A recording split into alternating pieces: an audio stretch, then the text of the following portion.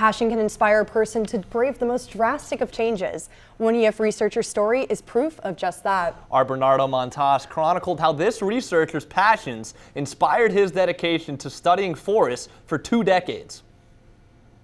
Many who've dedicated about a third of their lives to studying one thing. Even less have left their home countries to do so. But Dr. Rosvel Bracho's story is one of dedication in the face of change.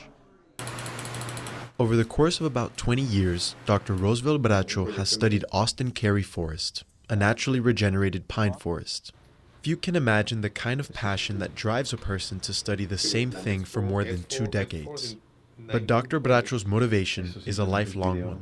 It started, I say that when I was a child. I was born out in the country down in Venezuela, and since I was a child I had to help and interact with my family and that farm environment that I grew up. Dr. Bracho and his team of fellow researchers have actively managed this pine forest.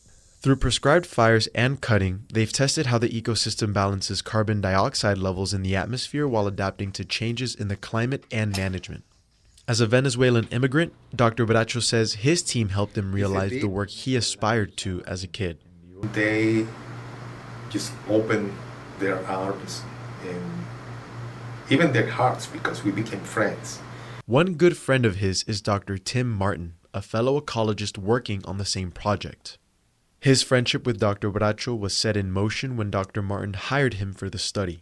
I remember being on the phone with my colleague Wendell Cropper, with Rosvel on the phone down in Venezuela, and we interviewed him. And I looked at my colleague Wendell, and we nodded our heads up and down, and we made the offer to him right there. He also says he admires Dr. Bracho for the life he managed to build in a different country. Rosvel made that leap of faith, and I always respected that in him. Dr. Bracho attested to that leap of faith, recalling the moment him, his wife, and their 3 children decided to stay in the U.S. It was a moment when we say we're going to do our best. We're going to do what we have to do, and we're going to do it right. And at this moment, I think we did it. While he's come a long way, Dr. Bracho's work is long from finished. He'll continue to make visits to Austin Carey Forest and do the work he's made a life out of. Dr. Bracho's work has survived many life challenges. Still, he remains as resilient to change as the forest he's dedicated his career to. In the studio, Bernardo Montas, WUFT News.